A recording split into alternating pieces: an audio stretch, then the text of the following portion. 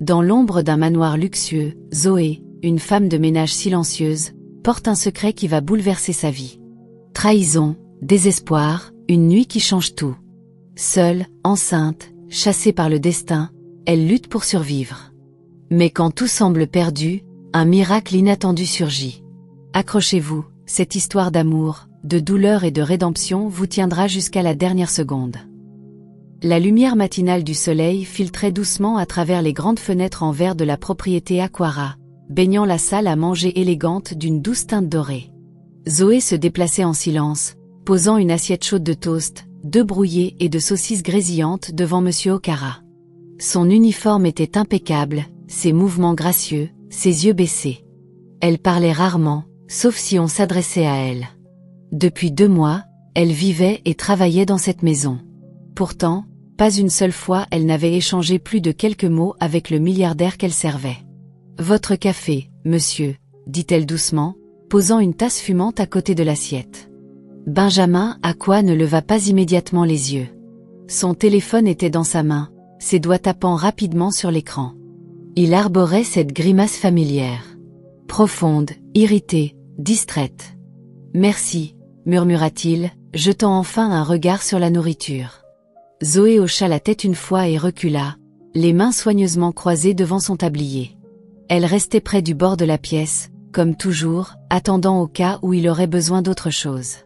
Des pas résonnèrent sur le sol de marbre, les talons au cliquetant alors que Dora, la petite amie de Benjamin, entrait d'un pas assuré, portant une robe moulante et coûteuse, ainsi qu'une paire de lunettes de soleil noir, bien qu'il ne fasse guère soleil à l'intérieur. « Ben, dit-elle de ce ton exercé et agacé, j'ai besoin de la voiture cet après-midi.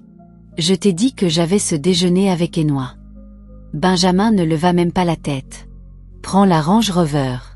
La Bentley vient avec moi. » Dora leva les yeux au ciel. « Bien sûr, tu gardes toujours le meilleur pour toi. » Benjamin soupira et posa enfin son téléphone. « Dora, s'il te plaît. Pas ce matin. » Dora attrapa une orange dans la corbeille de fruits et partit sans un mot de plus.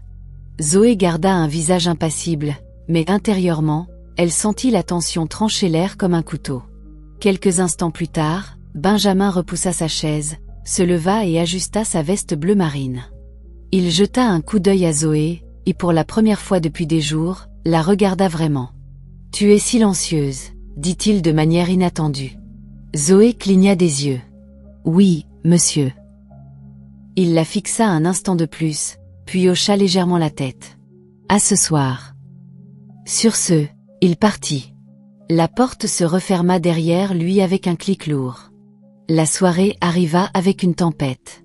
Zoé était dans la cuisine, nettoyant la vaisselle, lorsque la porte d'entrée s'ouvrit brusquement, heurtant le mur avec un bruit sourd. La pluie fouettait les fenêtres. Le vent hurlait. Zoé se figea. Puis, prudemment, elle jeta un coup d'œil depuis l'encadrement de la porte de la cuisine. Benjamin Aqua entra en titubant dans le couloir, trempé, la cravate pendante, les yeux rougis. La bouteille de whisky dans sa main oscillait dangereusement. « Zoé » bafouilla-t-il, pointant un doigt vers elle avec un sourire. « La voilà, ma petite soldate silencieuse. » Zoé se précipita vers lui. « Monsieur, laissez-moi vous aider, s'il vous plaît. Vous allez tomber. »« Tomber, moi ? Jamais. » Il rit, puis trébucha immédiatement, se rattrapant de justesse à la rambarde de l'escalier. Zoé attrapa son bras. « Attention, monsieur. Venez, montons à l'étage. »« Je vais bien, » insista-t-il, mais il s'appuya tout de même sur elle tandis qu'elle le guidait, pas à pas, dans le grand escalier. « Zoé, » marmonna-t-il alors qu'il montait. « Tu sais ce qui fait mal ? Ce n'est même pas l'infidélité. C'est que je lui faisais confiance. » Zoé ne répondit pas. « Elle est mon assistant. Tu peux le croire ? » Il rit amèrement. « Dora. Chic. Parfaite. Dora. J'allais la demander en mariage le mois prochain. » Ils atteignirent le palier. Zoé resserra son bras autour de son épaule, l'aidant à avancer vers sa chambre. « Mais pas toi, Zoé, » dit Benjamin alors qu'elle poussait la porte de la chambre. « Toi, tu n'es pas comme elle. »« Monsieur, allongez-vous, s'il vous plaît, » dit Zoé doucement. Non, attends. Assieds-toi. Assieds-toi avec moi, juste un moment. Elle hésita. S'il vous plaît. Zoé s'assit lentement au bord du lit. Benjamin s'assit à côté d'elle, les coudes sur les genoux, respirant lourdement. Elle a dit que j'étais trop froid, trop occupé, que j'avais oublié comment aimer, dit-il, fixant le tapis. Peut-être qu'elle a raison. Peut-être que oui. Peut-être que j'ai versé toute mon affection dans les marges de profit. Silence. Puis sa tête se tourna lentement vers Zoé. Mais toi, tu es là, silencieuse, stable, tu n'as jamais rien demandé. Tu me rappelles la paix. Quelque chose que j'ai perdu il y a longtemps. Zoé baissa les yeux. Je ne suis que votre femme de ménage, monsieur. Benjamin tendit la main, écartant doucement une mèche de cheveux de son visage. Ne dis pas ça ce soir. Tu es juste quelqu'un dont j'ai besoin. Son souffle se coupa. S'il te plaît, murmura-t-il. Elle aurait dû s'éloigner. Elle aurait dû se lever et quitter la pièce. Mais quelque chose dans sa fragilité faisait écho à la sienne. La douleur qu'elle portait, celle d'une mère mourante dans un village lointain, des rêves abandonnés pour travailler dans cette maison, d'une vie de silence. Et donc, elle resta. Quand ses lèvres rencontrèrent les siennes, douces et incertaines, Zoé sentit son monde basculer. Les vêtements furent abandonnés comme des fardeaux, les mots s'effacèrent dans des soupirs. La pluie dehors s'intensifia, et à l'intérieur, le tonnerre dans sa poitrine noya toute voix de raison. Dans le silence qui suivit, Benjamin resta immobile, déjà en train de sombrer dans le sommeil. Zoé fixa le plafond, le poids de son choix pesant lourdement sur sa poitrine. Puis son téléphone sonna. Zoé sursauta légèrement, toujours allongée à côté de Benjamin, dont le bras reposait mollement sur son ventre. Elle se dégagea doucement, prenant soin de ne pas le réveiller, et attrapa son téléphone sur la petite table en bois près du lit. Son cœur bondit lorsqu'elle vit l'identifiant de l'appelant. Oncle Chuka. Elle s'assit droite et décrocha. Allô. Sa voix n'était qu'un murmure. Zoé. La voix d'oncle Chuka était rauque. Le bruit de fond indiquait qu'il était dehors, probablement en train de marcher, ce qui n'arrivait que lorsque quelque chose allait terriblement mal. Oui, oncle. Qu'est-ce qui ne va pas? Il y eut une pause, puis un soupir doux et douloureux. Ton père, il est parti, Zoé. Il est décédé dans son sommeil hier soir. Zoé se figea, le souffle coincé dans sa gorge. Non, non, s'il vous plaît. Non, étouffa-t-elle, la voix tremblante. Il ne s'est pas réveillé ce matin, continua oncle Chuka calmement. Je suis tellement désolée, ma petite. Nous avons essayé de te joindre hier, mais ton téléphone était injoignable. Zoé se leva du lit, les jambes tremblantes. Sa vision se brouilla alors que les larmes affluaient à ses yeux, coulant silencieusement sur ses joues. Elle regarda Benjamin, toujours profondément endormi, inconscient de la tempête qui se déchaînait à côté de lui. Je viens, murmura-t-elle. Elle ne prit pas grand-chose, juste un petit sac à main et le foulard qu'elle utilisait toujours pour voyager chez elle. Elle s'arrêta à la porte, jetant un dernier regard à l'homme qui occupait désormais une place différente dans son histoire, bien plus qu'il ne l'avait jamais imaginé. Son cœur était lourd, non seulement de chagrin, mais aussi de confusion, de culpabilité et de la douleur brute de la perte. Puis elle partit. Le voyage jusqu'au village fut long et empreint de silence. Zoé regardait par la fenêtre du bus, ses larmes ne s'arrêtant jamais vraiment. Elle pensait au sourire de son père, à la manière dont il l'appelait Zobo, riant de sa propre blague idiote, à la façon dont il vendait des ignames au bord de la route, fier de son travail en ville, même s'il ne comprenait pas vraiment ce qu'elle faisait. Elle arriva tard dans la soirée. La cour était silencieuse, lourde de deuil. Les membres de la famille étaient assis dans les coins, chuchotant, sanglotant. Ses jeunes cousins se précipitèrent pour l'enlacer, pleurant bruyamment. Oncle Chuka la serra fort. Il avait l'air paisible, murmura-t-il, la voix brisée. Il t'attendait, Zoé.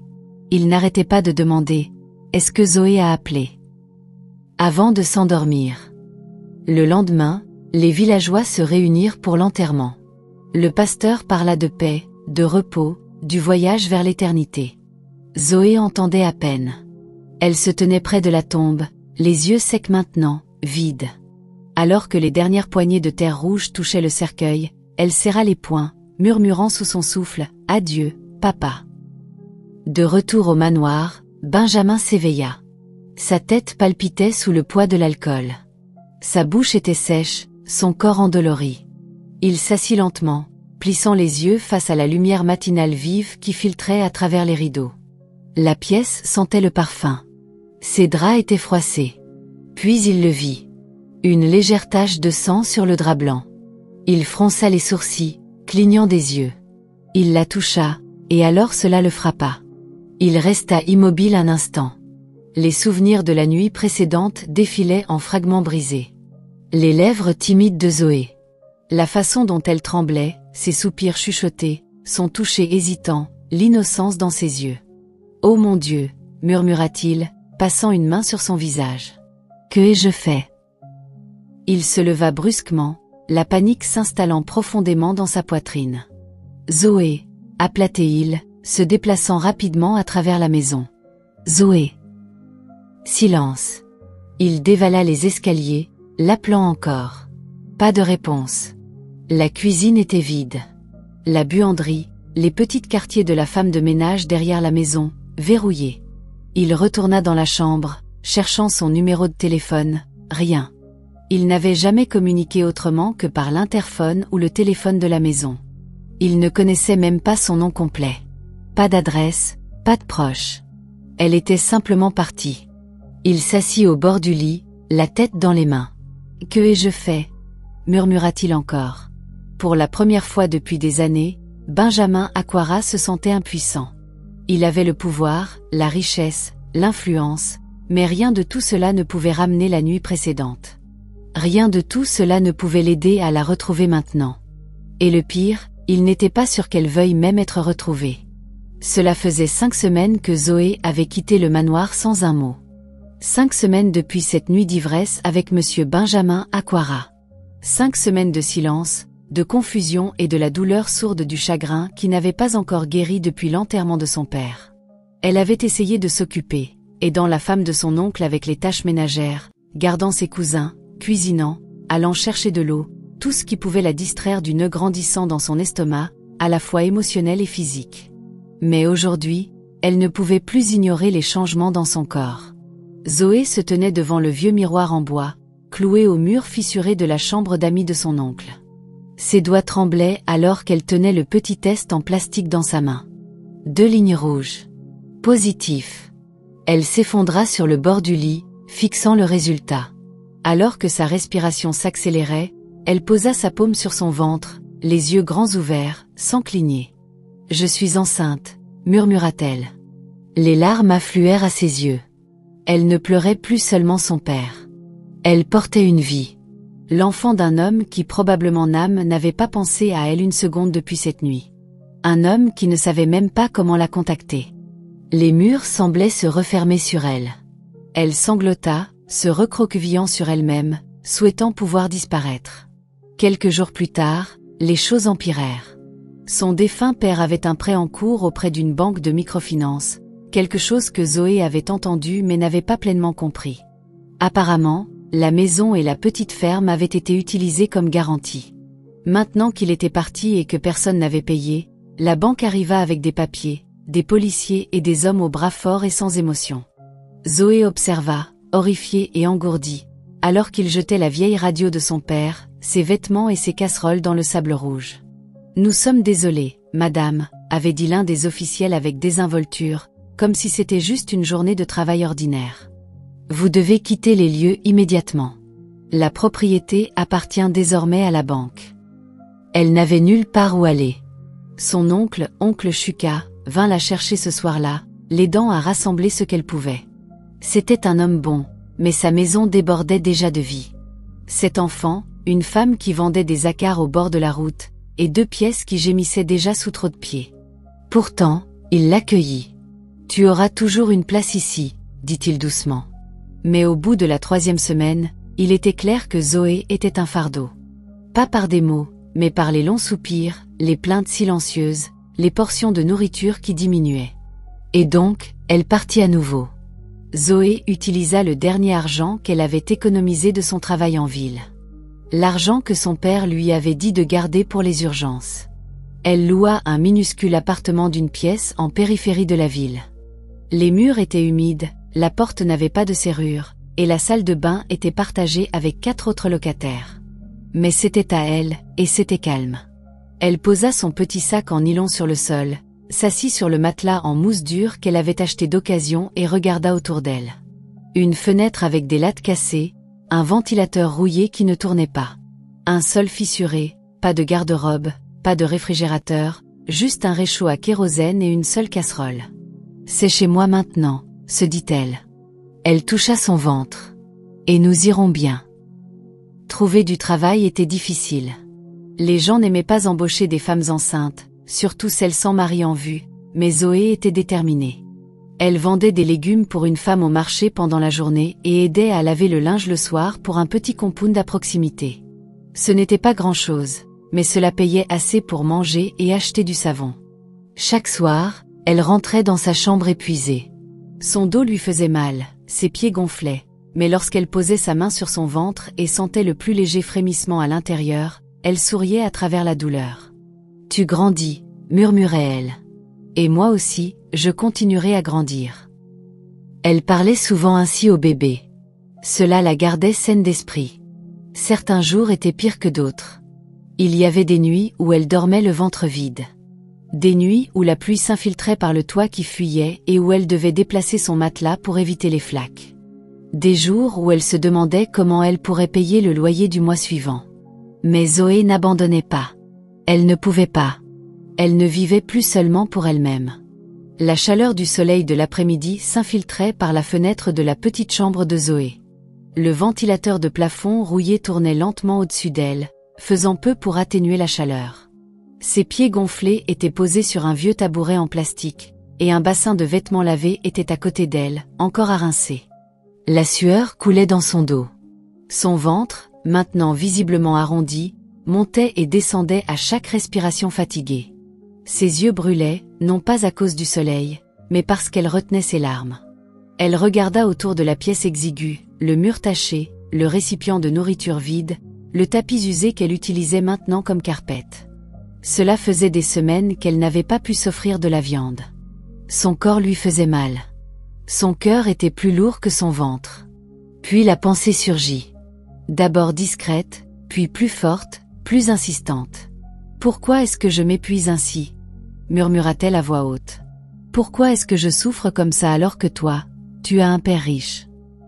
Les mots résonnèrent dans le silence. Zoé se redressa. « Pourquoi ?» demanda-t-elle encore, la voix plus forte. « Pourquoi devrais-je être la seule à porter ce fardeau ?» Elle n'avait pas parlé à monsieur Benjamin Aquara depuis la nuit où tout avait changé. Il n'avait probablement même pas remarqué son absence. Peut-être pensait-il qu'elle avait démissionné. Peut-être s'en fichait-il. Mais maintenant, elle n'était plus seulement Zoé, la femme de ménage. Elle était Zoé, future mère, et son enfant méritait mieux. Il a le droit de savoir, dit-elle avec fermeté. Le lendemain matin, sa décision était prise. Elle irait au manoir. Zoé mit sa robe la plus propre et marcha lentement dans la rue familière. Chaque pas était une bataille entre courage et doute. Et s'il était en colère? Et s'il niait? Et s'il n'était même pas là? Pourtant, elle devait essayer. Lorsqu'elle atteignit la maison, son cœur s'emballa. Elle était la même.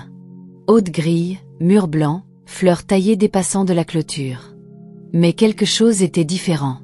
Il y avait un nouveau gardien à l'entrée. Il semblait plus jeune, plus musclé, portant des lunettes noires et scrollant sur son téléphone. Zoé s'éclaircit la gorge. « Bonjour, monsieur. » L'homme la regarda à peine. « Oui, je suis ici pour voir monsieur Benjamin, » dit-elle doucement. Il leva les yeux brusquement. « Qui ?» Monsieur Benjamin Aquara, le propriétaire de cette maison. Le gardien la fixa un moment avant de ricaner. « Il n'y a pas de monsieur Benjamin ici. » Zoé cligna des yeux. « Quoi ? » J'ai dit qu'il n'y a pas de Benjamin Aquara ici. Peut-être que vous vous êtes trompé de maison. Non, c'est le bon endroit. J'y travaillais. J'étais sa femme de ménage. S'il vous plaît, dites-lui simplement que Zoé est là. Il se souviendra de moi. Le gardien ôta ses lunettes, visiblement irrité maintenant. Madame, je ne sais pas qui vous êtes, et je vous ai dit qu'il n'y a pas de monsieur Benjamin ici. Je travaille ici depuis plus de 6 mois maintenant. L'homme qui possède cette maison n'est pas là, et ce n'est pas quelqu'un qui s'appelle Benjamin. Les lèvres de Zoé tremblèrent. S'il vous plaît, je suis enceinte. C'est important. L'homme soupira, recula dans la guérite et prit un registre. Il feuilleta quelques pages, puis revint vers elle. Écoutez, je ne sais pas qui vous êtes ni ce que vous voulez, mais l'homme qui vivait ici avant est parti à l'étranger il y a presque 1 an. J'ai entendu dire qu'il est au Royaume-Uni pour étudier ou quelque chose comme ça. Personne n'a vécu dans cette maison depuis. On m'a juste dit de surveiller. Les jambes de Zoé faiblirent. Elle s'agrippa à la grille pour se soutenir. Il est parti. Quand ? Murmura-t-elle. Il y a presque 1 an, j'ai dit. Certains disent qu'il fait un doctorat en commerce, d'autres qu'il gère des affaires là-bas. Je ne sais pas, mais il n'est pas ici et je n'ai aucun contact. Je travaille juste ici. La bouche de Zoé était sèche. Sa voix se brisa. Donc, vous ne pouvez pas m'aider ? Je ne peux parler à personne ? Non, madame. Je suis désolé, dit l'homme, moins durement maintenant. S'il ne vous a pas dit qu'il partait, alors je ne pense pas qu'il voulait qu'on le retrouve. Zoé resta là, figée. Son dernier espoir s'était envolé comme de la fumée. Elle rebroussa chemin lentement, les larmes brouillant sa vision. Le bébé en elle donna un léger coup, presque comme s'il pouvait sentir sa douleur. Lorsqu'elle atteignit enfin sa petite chambre, elle s'effondra sur le matelas, pressant sa main contre son ventre. « Tu n'as pas de père », murmura-t-elle. « Pas parce qu'il est mort, mais parce qu'il est parti. Et je ne sais même pas comment le retrouver. » Elle pleura jusqu'à ce que le sommeil l'emporte. Vide, épuisée, vaincue. La pièce était silencieuse, sauf pour le tic-tac d'une petite horloge en plastique sur le mur. Zoé était assise, recroquevillée dans le coin de son matelas étroit, le dos appuyé contre le mur écaillé. Son ventre était devenu lourd, trop lourd pour sa silhouette frêle, mais elle le portait avec une détermination silencieuse. Ses yeux étaient enfoncés, sa peau terne, et ses lèvres sèches à force de sauter des repas. Le bébé, ou les bébés comme elle se le demandait parfois, donna un coup, et elle gémit doucement. Elle posa sa paume sur son ventre. « Tu es toujours vivant là-dedans », murmura-t-elle. « Et je continue de me battre. » La pièce n'était guère plus qu'un cagibi avec un ventilateur de plafond cassé qui ne fonctionnait plus et un rideau déchiré en guise de porte. Ses affaires tenaient dans un petit coin. Un seau en étain, une couverture, une tasse rouillée, et un récipient vide de poudre pour bébé qu'elle avait ramassé au bord de la route. La vie était passée de difficile à insupportable. Et maintenant, avec la terre de son père saisie par la banque à cause d'une vieille dette qu'il avait contractée avant sa mort, elle avait été expulsée. Son oncle au village avait essayé d'aider, mais sa maison était remplie d'enfants, et il pouvait à peine se nourrir. Alors Zoé partit. Elle n'avait rien, pas d'argent, pas de famille, nulle part où aller. Elle trouva la plus petite chambre dans un bidonville près du marché principal et paya 1 mois de loyer avec le peu qu'elle gagnait en lavant des vêtements et en frottant des sols.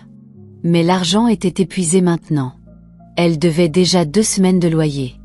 Elle avait cessé de se rendre à la clinique. Cela ne servait à rien. Il disait que l'inscription coûterait 80 000, sans compter les médicaments ou les articles pour bébé. Elle avait à peine réussi à économiser 35 000. Et avec l'arrivée imminente du bébé, elle craignait d'accoucher seule sur le sol de sa chambre. Les nuits étaient les plus dures. Zoé restait éveillée la plupart du temps, parlant à son enfant à naître. « Si je meurs en te mettant au monde, pardonne-moi. Mais je prie pour que tu vives. » Chaque coup, chaque crampe lui rappelait que le moment approchait. Une nuit, la douleur commença lentement. Elle gémit et se tint le côté, respirant par la bouche. « Non, pas ce soir. »« Je ne suis pas prête, » murmura-t-elle. Mais le bébé avait son propre timing. Les contractions devinrent plus fortes, plus rapprochées. Elle cria, se tordant sur le sol, tenant son ventre. Il n'y avait personne à appeler, personne à qui frapper, personne qui se souciait. Ses jambes étaient faibles, tremblantes. La sueur trempait ses vêtements. La douleur l'enserrait en vagues si violentes qu'elle pensait que son esprit quitterait son corps. Vers minuit, Zoé pouvait à peine penser. Elle déchira sa couverture en morceaux, se préparant au pire. Elle poussa et poussa. Elle cria si fort qu'un chien aboya dehors, effrayé par l'agonie qui se déversait de sa petite chambre. Après ce qui sembla une éternité, le premier bébé émergea, glissant et silencieux. Elle eut à peine le temps de reprendre son souffle qu'une autre vague de douleur la frappa, plus forte que la première. Ses yeux s'écarquillèrent. « Un autre ?» cria-t-elle alors que le second enfant arrivait, couvert de sang et de liquide. Quand le silence retomba, Zoé pensa qu'elle était morte. Mais alors un gémissement, puis un autre, 2 pleurs. Pas 1, 2. Des jumeaux. Zoé cligna des yeux à travers ses larmes, haletante, pouvant à peine respirer. Des jumeaux. Elle les enveloppa dans le dernier tissu sec qu'elle avait, ses mains tremblantes. Son corps tremblait de la perte de sang, mais elle les serra contre sa poitrine. « Vous avez réussi », murmura-t-elle. « Vous avez tous les deux réussi. » Mais en les regardant, de nouvelles larmes coulèrent sur son visage. Parce qu'elle connaissait la vérité. Elle n'avait rien à leur offrir. Pas de nourriture, pas d'aide, personne. La vraie lutte venait de commencer. Les pleurs doux des nouveau-nés jumeaux perçaient la pièce froide et vide comme du verre brisé résonnant sur des murs de béton. Zoé était assise sur le sol nu, le dos pressé contre le mur fissuré et non peint de son petit appartement. Le matelas sur lequel elle dormait autrefois avait été vendu le matin après l'accouchement, pour acheter des analgésiques, du coton et les serviettes hygiéniques les moins chères qu'elle pouvait trouver. Maintenant, il ne restait que le morceau de tissu sur lequel elle était assise, humide et taché de sueur et de larmes. Les bébés pleurèrent à nouveau. Elle grimaça, leur petit corps se tortillant contre elle. Tous deux étaient enveloppés dans un châle fin. Il n'y avait pas de vêtements pour bébé, pas de couche. Elle avait déchiré une de ses vieilles robes en lanière pour les enrouler autour de leur petite taille. Zoé regarda ses seins. Ils étaient lourds, douloureux et secs. Pas de lait. Elle n'avait pas mangé depuis l'accouchement. Elle avait saigné seule sur le sol de la salle de bain, attaché son ventre avec un morceau de tissu pour arrêter la douleur, et avait réussi à couper les cordons elle-même avec une lame cassée trouvée sous l'évier. Il n'y avait pas d'argent pour aller à l'hôpital, personne pour aider, pas de sage-femme, pas d'amis, juste elle. Et maintenant, ses 2 petits garçons dépendaient d'elle. Ses lèvres tremblaient. « Je suis tellement désolée. Je suis tellement désolée, mes bébés. » Ils pleuraient plus fort maintenant, leur voix. Elle les pressa contre sa peau nue, espérant que sa chaleur pourrait les apaiser. Mais elle tremblait aussi, froide, étourdie et faible.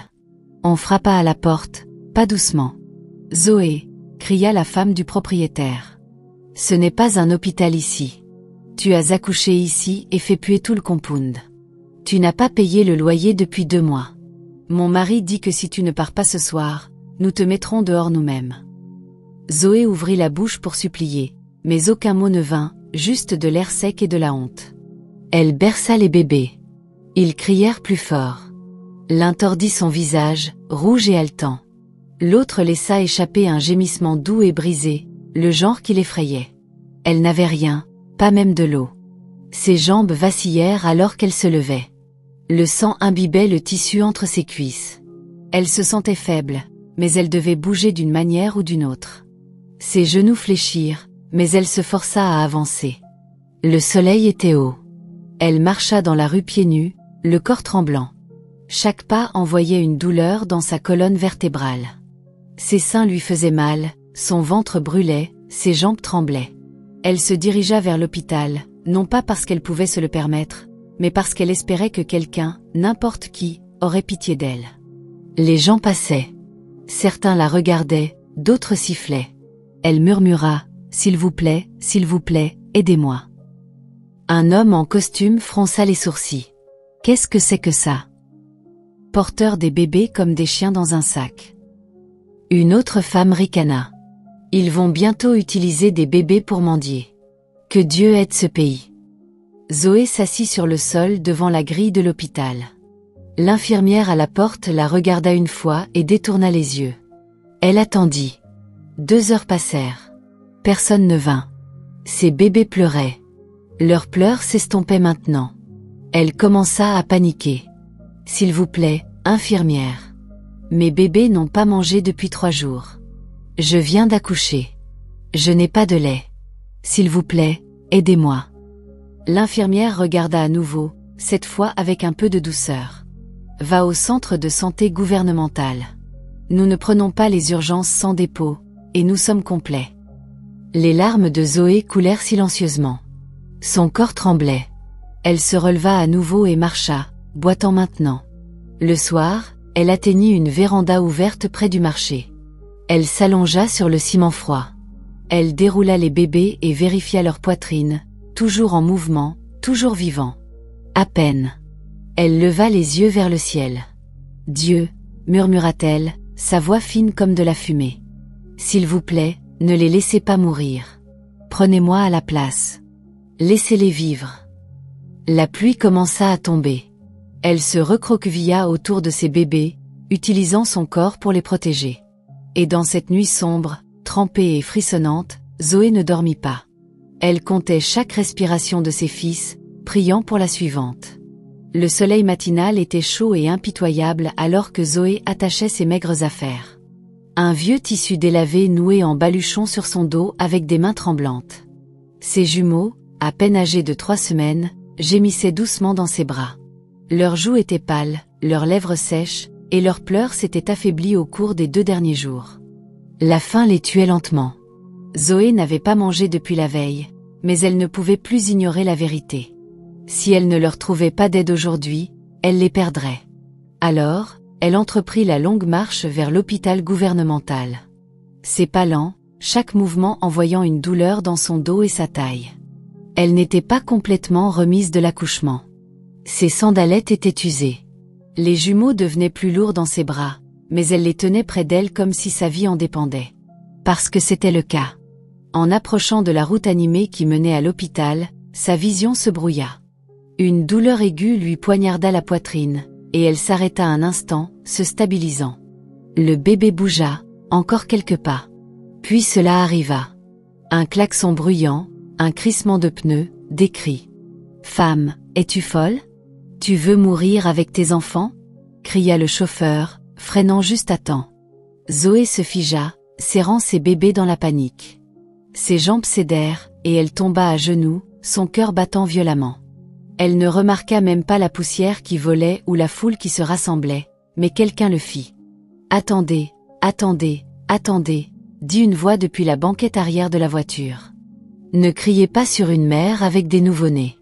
Ne voyez-vous pas qu'elle est dévastée ?» Le chauffeur s'écarta, et la portière s'ouvrit. Benjamin sortit. Il semblait différent, son visage plus plein, sa peau plus claire à cause de l'air froid du Royaume-Uni, ses vêtements coûteux et soigneusement taillés. Mais lorsque ses yeux se posèrent sur Zoé, tout autour de lui s'immobilisa.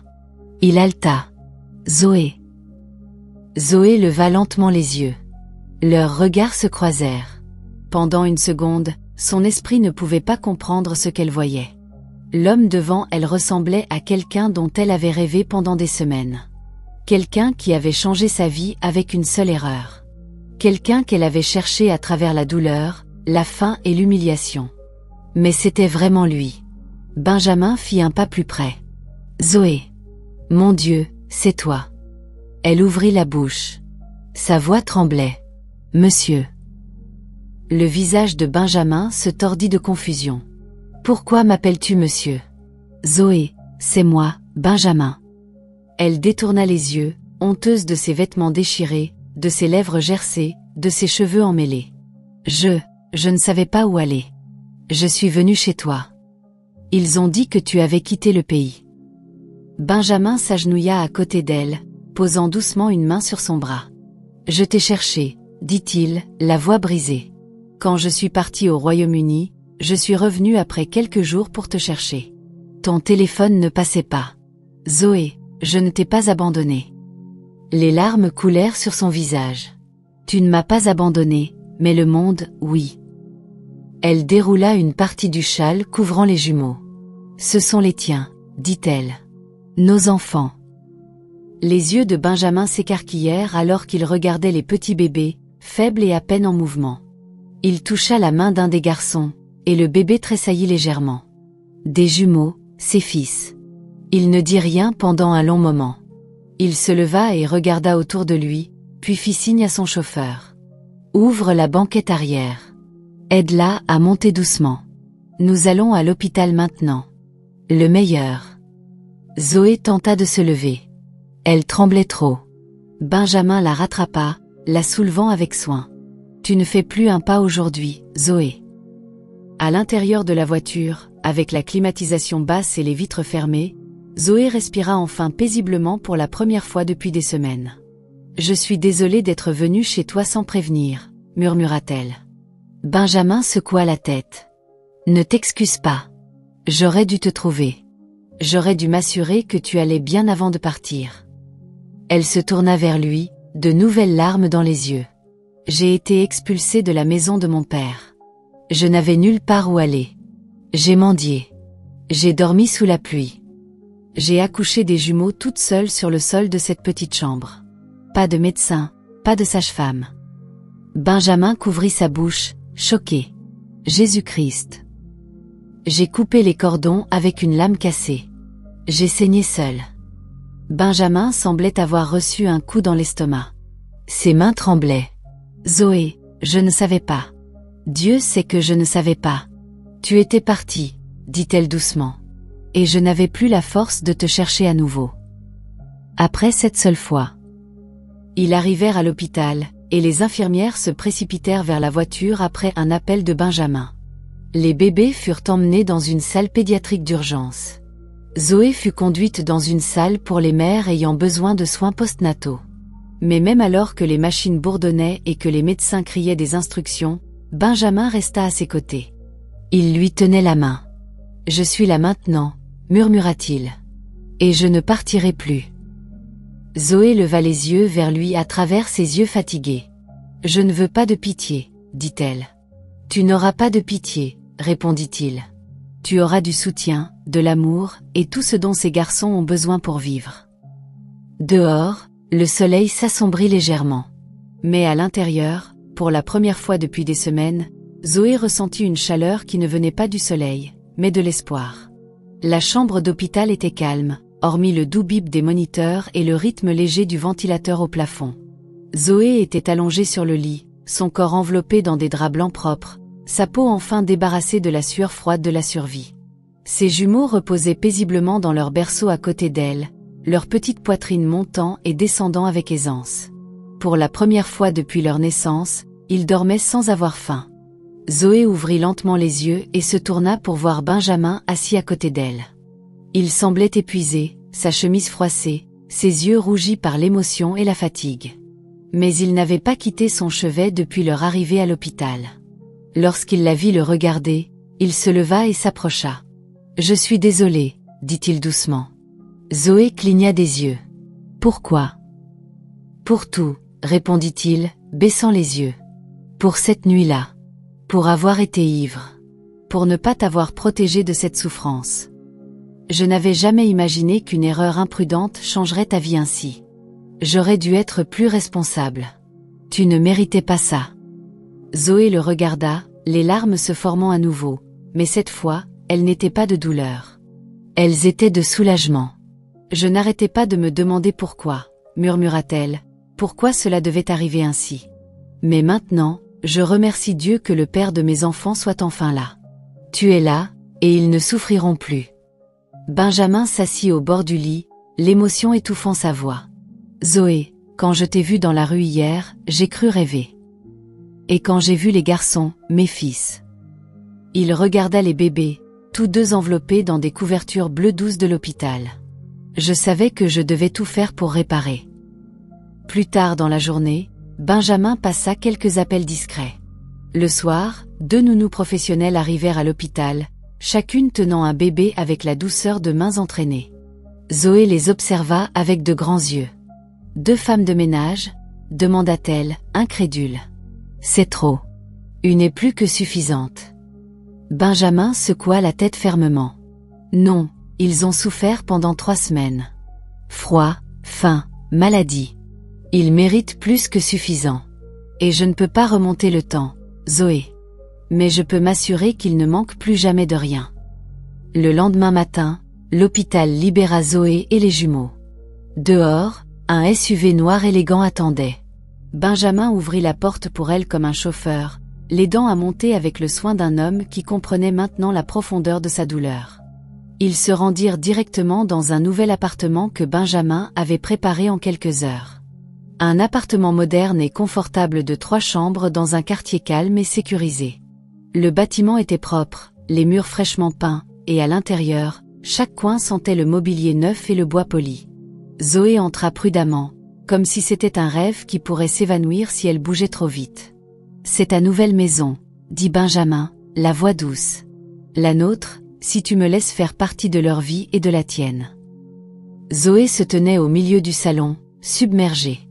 Elle baissa les yeux sur ses sandalettes usées, ses mains tremblant à ses côtés. Benjamin toucha son épaule. « J'ai aussi pris autre chose, » dit-il. Il sortit brièvement et revint avec des sacs de course, des vêtements de luxe, des chaussures, et même quelques kits de soins. « Je ne connaissais pas ta taille, alors j'ai deviné. On pourra aller ensemble plus tard pour en prendre plus. » Zoé fixa les sacs. « Je n'ai jamais possédé quelque chose comme ça. » Benjamin sourit. « Maintenant, si. » Il la conduisit dans une chambre soigneusement décorée avec des rideaux lilas doux et un berceau pour chaque bébé. Les jumeaux étaient déjà installés, dormant paisiblement sous les yeux attentifs des femmes de ménage. Couches, vêtements pour bébé, couvertures chaudes, biberons, lait en poudre, tout était soigneusement aligné sur une étagère. Zoé tendit la main et toucha l'un des berceaux. Je les regardais dormir sur le sol. Parfois, ils pleuraient toute la nuit, murmura-t-elle. Benjamin se tenait à côté d'elle. Plus maintenant, Zoé. Désormais, tu ne fais pas ça seule. Plus tard ce soir-là, Benjamin s'assit avec elle sur le balcon alors que la brise soufflait doucement dans l'air. Il lui tendit une tasse de thé chaude et la regarda. Vraiment la regarda. J'ai beaucoup changé depuis cette nuit-là, dit-il. Partir à l'étranger, étudier, travailler avec des gens de différents horizons. Ça m'a fait grandir. Mais rien ne m'a plus appris que de te voir hier. Zoé prit une gorgée, ses mains stables maintenant. Elle ne tremblait plus de faim ou de peur. Elle était calme. Je pensais que je te détestais, dit-elle doucement.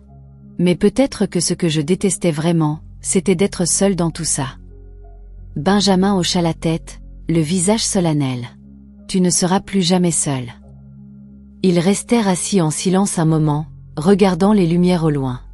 À l'intérieur, les jumeaux remuaient doucement dans leur berceau, leur monde déjà plus lumineux. Zoé se tourna vers lui et sourit faiblement.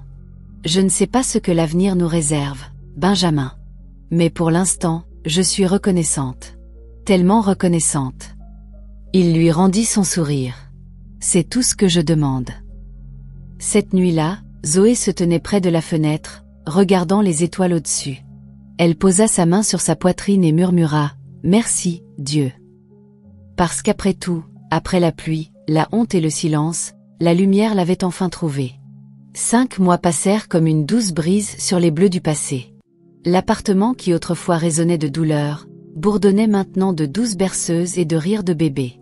Zoé s'était adaptée à sa nouvelle vie, abandonnant lentement le poids de la survie et apprenant à marcher dans la lumière de la guérison. Elle s'était habituée au rythme doux de la stabilité. Mais dans son cœur, l'incertitude persistait comme un écho, discret, mais jamais disparu. Un soir, le soleil plongea bas sur l'horizon, sa lueur dorée projetant de la chaleur à travers les rideaux du salon. Benjamin était assis sur le canapé, l'un des jumeaux blotti contre sa poitrine, sa main frottant doucement le dos du bébé. Zoé se tenait près de la fenêtre, pliant de petits vêtements de bébé avec une tendresse concentrée. « Zoé, » dit soudain Benjamin, la voix calme mais délibérée. Elle se tourna lentement, la combinaison de bébé toujours dans les mains. « Oui. » Il leva les yeux vers elle, scrutant son visage avec des yeux pleins de sincérité. « Nous avons parcouru un long chemin, » commença-t-il. « De cette rue froide près de l'hôpital à maintenant, sous ce toit, regardant nos garçons grandir, partageant des repas, partageant l'espace. C'est plus que du simple coparenting. » Zoé hocha la tête, sans encore parler. « Je veux plus, Zoé, » continua Benjamin, se levant, tenant toujours leur fils. « Pas seulement pour moi, mais pour eux aussi. Je veux que nous soyons une famille, une vraie. Je veux t'épouser légalement, correctement, devant Dieu et les hommes. Zoé le fixa, son cœur battant doucement dans sa poitrine. Elle déglutit difficilement, prise au dépourvu par l'intensité de ses mots. Mais Benjamin, commença-t-elle, la voix à peine au-dessus d'un murmure. Tu viens d'un monde différent. Ta famille, ton éducation, tu es instruit, raffiné, et je suis juste. Il s'avança doucement et posa sa main libre sur la sienne. Tu es la mère de mes enfants, dit-il doucement. Tu es courageuse, intelligente et gentille. Tu as traversé une douleur que je ne peux même pas imaginer et tu es restée debout. Tu mérites plus que mon respect, Zoé. Tu mérites mon amour et mon nom. Les yeux de Zoé se remplirent de larmes. Le penses-tu vraiment? Je le pense, dit-il fermement. Je pense chaque mot. Élevons-les ensemble.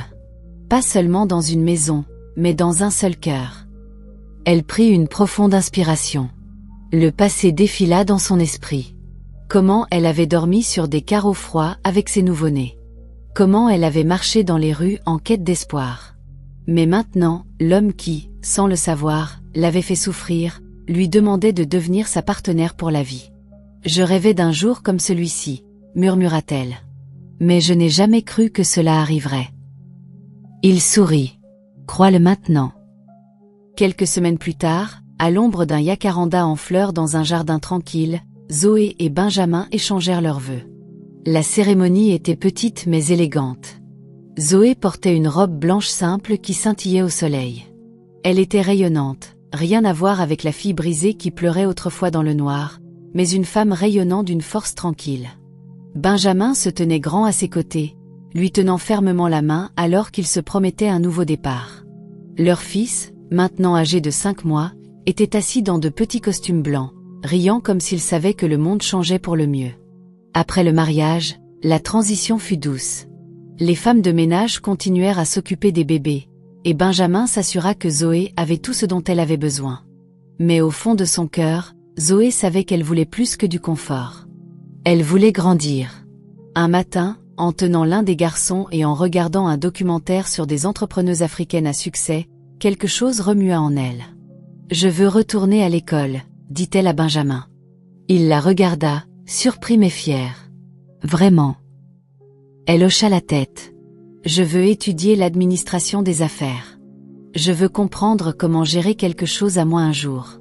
Peut-être même créer une fondation pour aider les jeunes mères comme moi. » Sans hésiter, Benjamin dit « Alors, trouvons la meilleure école. Tu le mérites. » En quelques semaines, Zoé fut inscrite dans une institution réputée, poursuivant un diplôme en administration des affaires. Le premier jour de cours semblait irréel, assise dans une salle de conférence, des livres dans les mains, entourée d'ambition et de détermination. C'était un nouveau monde, et elle était enfin prête à y vivre. Chaque jour, elle jonglait entre les cours, les manuels scolaires, l'amour et la maternité. Parfois, elle rentrait épuisée, les yeux tombants, le corps douloureux, mais son cœur était plein. Un après-midi tardif, elle revint de l'école, son sac à main sur une épaule, ses dossiers sous un bras. La grille s'ouvrit avec un grincement familier, et en entrant dans la cour, elle entendit des rires doux de bébés venant de l'intérieur. Elle ouvrit la porte d'entrée, et en entrant dans le salon, son cœur fondit. Les jumeaux étaient sur le tapis de jeu doux, leurs petites mains potelées s'agitant d'excitation. Lorsqu'ils la virent, leurs petits visages s'illuminèrent de joie. « Maman. Maman. » Les mots n'étaient pas parfaits, plus un babillage qu'une parole claire, mais ils étaient indéniables. Il la reconnaissait. Il la connaissait. Zoé lâcha son sac et s'agenouilla sur le sol, les bras grands ouverts. Ils rampèrent avidement vers elle, chacun atterrissant dans son étreinte. Les larmes coulèrent de ses yeux alors qu'elle riait et les serrait fort. « Mes bébés, » murmura-t-elle, embrassant leur front.